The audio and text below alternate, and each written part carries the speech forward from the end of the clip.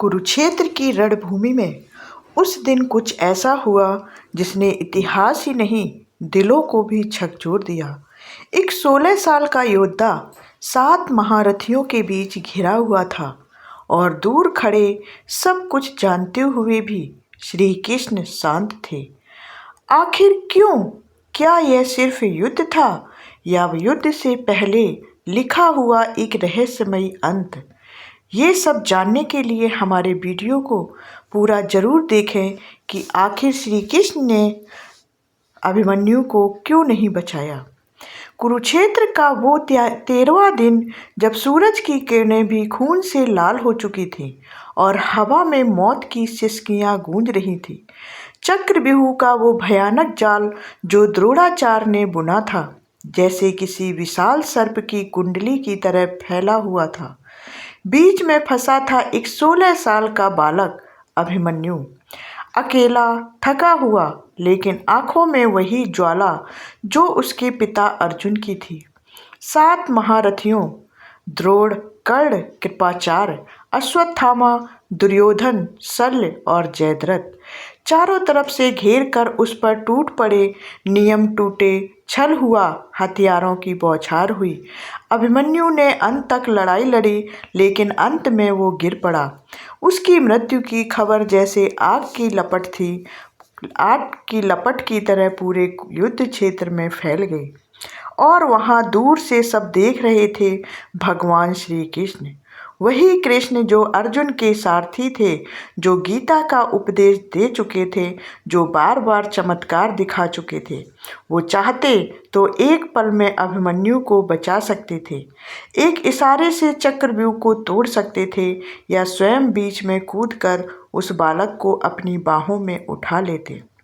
लेकिन उन्होंने कुछ नहीं किया, शांत खड़े रहे, जैसे नियति का कोई अटूट नियम उनके होठों पर ताला लगा रहा हो। अर्जुन का चीखना, पांडवों का रोना, सुभद्रा का विलाप, सब सुनकर भी कृष्ण चुप क्यों रहे? क्यों?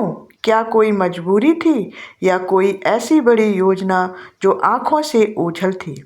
इस रहस्य की शुरुआत होती है बहुत पहले देवताओं की सभा में।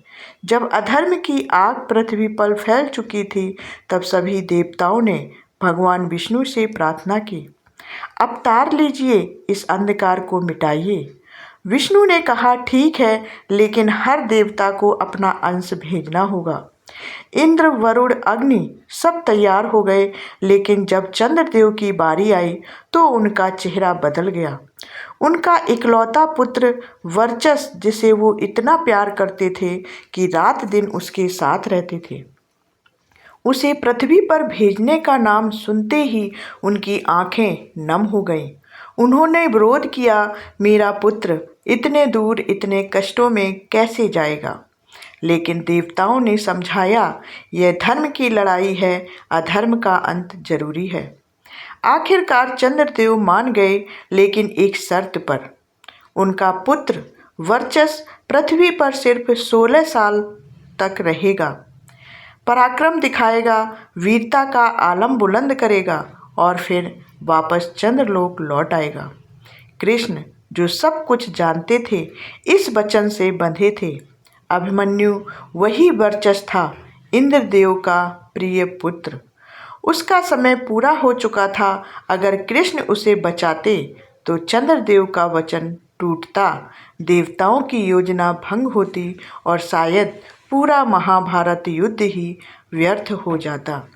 नियति का वो चक्र इतना मजबूत था कि खुद भगवान भी उसे तोड़ नहीं सकते थे। लेकिन कहानी यहीं खत्म नहीं होती। कृष्ण का मन सिर्फ नियति का पालन नहीं कर रहा था, उनका एक और गहरा उद्देश्य था, अर्जुन। वो अर्जुन जो गीता सुनकर भी कहीं ना कहीं मोह में बंधा हुआ था, अपनों के प्रति स्नेह, पुत्र का प्यार, परिवार की चिंता, ये सब उसके मन में अभी भी कांटे की तरह चुभ रहे थे। कृष्ण जानते थे कि अगर अभिमन्यु बच जाता तो अर्जुन का वो क्रोध, वो प्रतिशोध की आग कभी पूरी तरह नहीं भड़केगी। अभिमन्यु की मौत ने पांडवों के भीतर एक ऐसी ज्वाला जलाई कि भीष्म का पतन हुआ, द्रोण का अंत हुआ, कर्ण का वध हुआ। वो मौत जरूरी थी न सिर्फ अभिमन्यु के लिए बल्कि पूरे धर्म की स्थापना के लिए। कृष्ण ने अर्जुन को निर्मोही बनाना था और इसके लिए उन्हें सबसे प्रिय चीज खोनी पड़ी, अपना बेटा। फिर था चक्रव्यूह का वो अधूरा रहस्य। अभिमन्यु को चक्रव्यूह में घुसना आता था। उसने माँ सुभद्रा के गर्भ में ही अर्जुन से ये विद्या सुन ली थी, लेकिन बाहर निकलना नहीं सीखा था। वो हिस्सा अधूरा रह गया क्योंकि सुभद्रा सो गई थी। कृष्ण जानते थे कि अगर अर्जुन साथ होते तो वो अभिमन्यु को बचा लेते, इसलिए उन्होंने अर्जुन को संसप्तकों के साथ दूर भेज दिया। ये संयोग नहीं था, ये विधि का विधान था। कृष्ण चाहते थे कि आने वाली पीढ़ियां समझें, युद्ध में कोई अपना नहीं होता। अधर्म का अंत करने के लिए कितनी भी बड़ी कीमत चुकानी पड़ सकती है। अभिमन्यु की मौत ने ये सिखाया कि शरीर नश्वर है, लेकिन धर्म के लिए दिया बलिदान अमर हो जाता है। आज भी जब हम अभिमन्यु की कहानी सुनते हैं तो दिल में एक टीस उठती है। वो बालक जो 16 साल की उम्र में अकेले 7 महारथियों से लड़ा, वो शहीद बन गया। अगर कृष्ण उसे बचा लेते तो शायद आज उसकी वीरता की वो मिसाल ना होती जो युवाओं को प्रेरित करती है। कृष्ण ने उसे मौत नहीं दी, उन्होंने उसे अमरता दी। चंद्रमा का पुत्र वापस लौट गया, लेकिन पृथ्वी पर उसकी कहानी सदियों तक गूंजती रहेगी।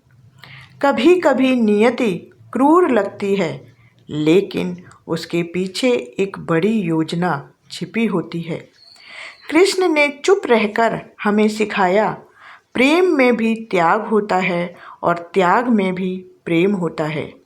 अभिमन्यु चला गया, लेकिन उसकी वीरता, उसका बलिदान और कृष्ण की वो शांति, वो आज भी हमें सोचने पर मजबूर करती है। क्या हम भी तैयार हैं इतनी बड़ी कीमत चुकाने को जब धर्म की बात आती है तब? अगर आपको ये रहस्यमयी कथा पसंद आई हो तो वीडियो को लाइक ज़रूर करें और अपनी राय कमेंट में बताएं कि क्या श्री कृष्ण का निर्णय सही था। और ऐसे ही अनसुने रहस्यों के लिए चैनल को सब्सक्राइब ज़रूर कर लें और कमेंट करके हमें ज़रूर बताएं।